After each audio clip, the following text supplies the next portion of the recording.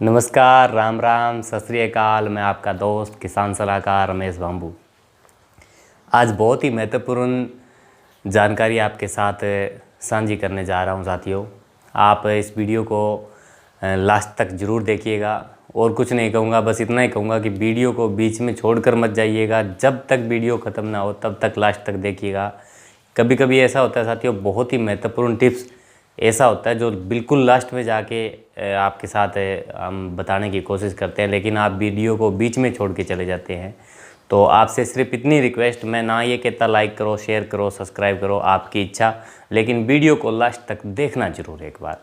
साथियों, बात करेंगे नरमे के अंदर कौन सी खाद की बिजाई करें।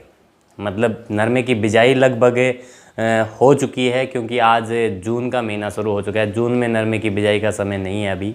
जून में साथियों हमने अप्रैल और मई 2 महीने के लिए नरमे की बिजाई की। अप्रैल से स्टार्ट की, जून के लास्ट तक बिजाई की। और अभी उस नरमे के अंदर बात आती है साथियों कि हम कौन सी खाद डालें, कौन सी खाद की बिजाई करें। ख़ास तौर पर मैं किसानों के साथ यही कहना चाहूँगा कि जिस आप सेलर के माध्यम से, त्रिपाठी के माध्यम से नरमे के अंदर खाद की बिजाई करते हैं, तो वो कौन सी खाद की बिजाई आपको करनी चाहिए। साथियों, हमारे बहुत सारे किसान भाई हैं, वो सिर्फ और सिर्फ एक ही खाद के बारे में जानते हैं, वो है DAP यानी डायो अमोनिया फास्फोरस। और बहुत सारे किसानों को ये पता नहीं है कि DAP के अंदर होता क्या है, किस चीज़ के लिए हम DAP डालते हैं। वैसे तो मैंने पहले वीडियो में बताया था कि अगर फास्फोरस की मात्रा अगर आपको देनी है तो आप बिजाई से पहले दें।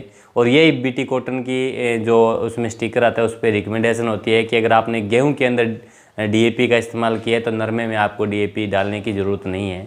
लेकिन चलो, जो बहुत सारे किसान भाइयों के फ़ोन आते हैं, जी हमने तो सीधी बिजाई करी है, कुछ नहीं डाला था, ठीक है, लेकिन अब उसमें हम क्या करें, उसमें कौन सी बिजाई करें।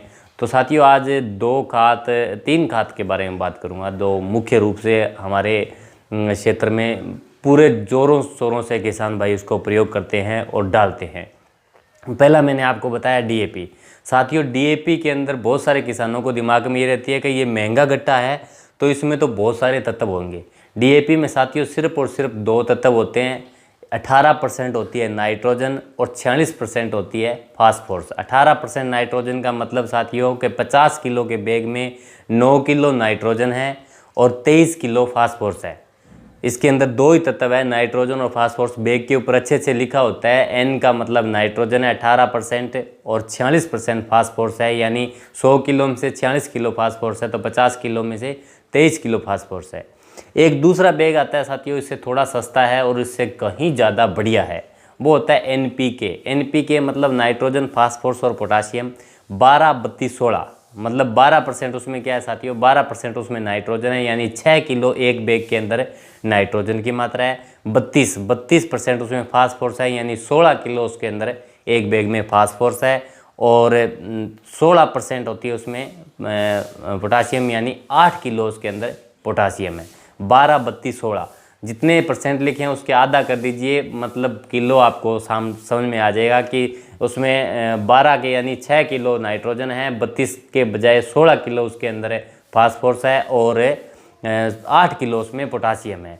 तो आप DAP का बैग डालते हो साथियों, DAP के अंदर सिर्फ 2 साल्ट मिलते हैं आपको, नाइट्रोजन और फास्फोरस। नाइट्रोजन मिलती है 9 किलो और NPK के बैग में मिलती है 6 किलो और फास्फोरस मिलती है उसमें 23 किलो, बल्कि इसमें मिलती है 16 किलो।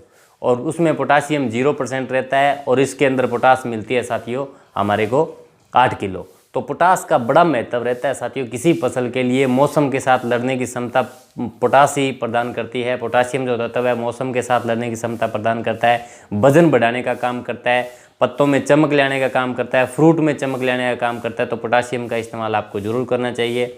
और तीसरी है साथियों सुपर।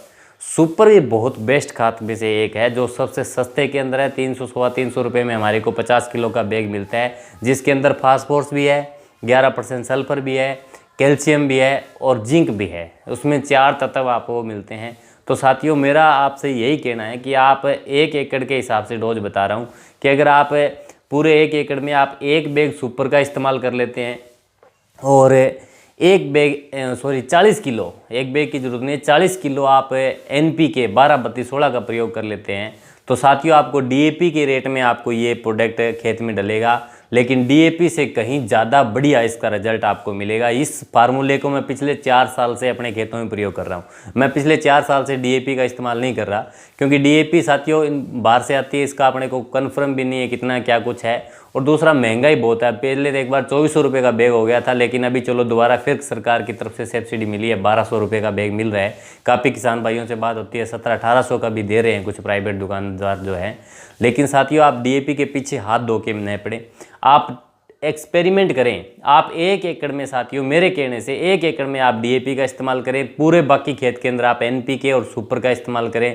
मैं पूरे विश्वास के साथ कह सकता हूँ, मेरा ये प्रैक्टिकल है, कोई मतलब मैं वो नहीं है कि आप बोलो भी यार आपने बोल दिया था, लेकिन मेरा खुद का प्रैक्टिकल है कि इस तरीके से करने से आपको नरमे की पैदावार है वो ज़्यादा मिलेगी और आप उसमें सही मात्रा के अंदर खाद है वो डाल सकेंगे। दूसरा साथियों के हमारे को ना सिर्फ और सिर्फ 2 ही तत्वों के बारे में पता है, नाइट्रोजन और फास्फोरस। ज़्यादा करें तो पोटासियम, थोड़ा बहुत और ज़्यादा करें तो जिंक, थोड़ा सा और ज़्यादा करें तो सल्फर। लेकिन साथियों किसी भी फसल को अच्छी पैदावार देने के लिए 16 पोषक तत्वों की आवश्यकता होती है। लेकिन 16 पोषक तत्व साथियों आपको गट्टे भर भर के डालने की ज़रूरत नहीं है, बैग भर भर के डालने की ज़रूरत नहीं है, आपको थोड़ी मात्रा में चाहिए। जिस तरीके से हमारे को सबसे खाने के अंदर सबसे महत्वपूर्ण आटा होता है, आटे की मात्रा ज़्यादा होती है, फिर दूसरा होता है सब्जी की मात्रा फिर थोड़ी ज़्यादा होती है। लेकिन साथियों लूण, मिर्च, मसाला, हल्दी, पालक, तेल, घी, जीरा, इनकी मात्रा बैग में नहीं होती है, किलो में नहीं होती है, 1-1 स्पून 1-1 चम्मच ही होती है। तो उसी तरीके से फसल की भी अच्छी पैदावार लेने के लिए साथियों मैं आपको बताना चाहूँगा 3 प्रकार के जो तत्व है, कार्बन, हाइड्रोजन, ऑक्सीजन, प्रगति से मिल जाते हैं, भगवान की कृपा से हमारे को मिल जाते हैं। लेकिन उसके बाद में हम 3 मुख्य पोषक तत्व होते हैं, एनपीके, नाइट्रोजन, फास्फोरस और पोटास, वो भी हम अपने खेतों के अंदर डाल रहे हैं। तीनों चीज़ उपलब्ध करवा रहे हैं। कुछ किसान पोटास नहीं डाल रहे हैं तो डालिया करो।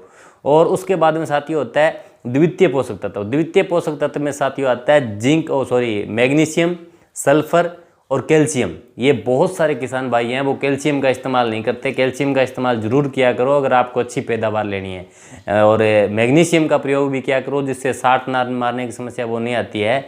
और इसके साथ साथ साथियों आपको सल्फर का प्रयोग भी करना चाहिए। चौथा पोषक तत्व जो है वो सल्फर को माना गया है साथियों, सल्फर का इस्तेमाल करें। इसके अलावा साथियों बहुत सारे तत्व ऐसे हैं, जैसे आपको बताना चाहूँगा कि मैग्नीशियम है, मैग्नीशियम के अलावा साथियों आयरन है, जिंक है, मैग्नीज है, बोरोन है, मेलाबडोनियम है, कॉपर है, कोबाल्ट है। ये जो तत्व है ये भी साथियों हमारे पौधे को चाहिए। लेकिन ये आप अलग अलग से मार्केट से लोगे तो आपको 30-40 रुपये में एक तत्व की आपको कीमतें पड़ जाती है। लेकिन फिर भी मैं आपको बताना चाहूँगा अगर आप अलग अलग नहीं लेना चाहते और एक साथ में अगर इनका पैकेज लेना चाहते हैं साथियों, मल्टी न्यूट्रिशन पैकेज भी आता है जिसमें काफ़ी प्रकार के न्यूट्रिशन होते हैं। उसमें सबसे ज़्यादा बेस्ट मैं मानता हूँ मैक्स पावर को, मैक्स पावर कंसोर्टिया को मैं बेस्ट मानता हूं, क्योंकि मैं उसे पिछले 9-10 सालों से यूज़ कर रहा हूं तो उसका रिजल्ट भी बहुत बढ़िया मिलता है। अगर आपको वो मिलती है तो सोने पे सुहागा, बहुत बढ़िया है। अगर नहीं भी मिलती है साथियों तो आप मल्टी न्यूट्रिशन का कोई भी पैकेज लेके अपने खेतों में इस्तेमाल जरूर करें। अगर ये तत्व आप देंगे साथियों तो उसमें फाल जो गुड्डी है वो झड़ेगा नहीं, ज़्यादा लगेगा, टिंडा जल्दी बनेगा, बड़ा बनेगा, वजनदार बनेगा, काड़ा नहीं होगा, सूखेगा नहीं, गुड्डियाँ पीली होकर गिरेगी नहीं। बहुत सारी समस्याओं से आप बच सकते हो। इसके अलावा साथियों आप कहाँ से वीडियो देख रहे हैं, कौन से राज्य से, कौन से ज़िले से, कौन से ब्लॉक तहसील से, वो कमेंट में आप ज़रूर बताया करो। और अगर इसके अलावा भी कोई जानकारी आपको लेनी है साथियों तो आप मेरे नंबर पे संपर्क कर सकते हैं। और अगर किसान भाइयों, कुछ किसान भाई ऐसे हैं छोटे फार्मर हैं, जो छोटे फार्मर हैं जैसे 5-4 किले में खेती करते हैं, 10 किले में खेती करते हैं, तो वो अगर खेती बाड़ी के साथ साथ थोड़ा सा इस चीज़ को सीख ले और आगे किसानों को बताए तो साथियों एक 2 रुपये की इनकम भी आप एक्स्ट्रा भी कमा सकते हैं। ये बहुत ही अच्छी स्कीम है, एक मिशन है, save the earth save life, धरती बचाओ जीवन बचाओ मिशन के साथ जुड़ के आप किसानों को जागरूक कर सकते हैं और एक एक्स्ट्रा इनकम भी हासिल कर सकते हैं। आपको ये मेरी जानकारी कैसे लगी कमेंट में ज़रूर बताएं। धन्यवाद साथियों।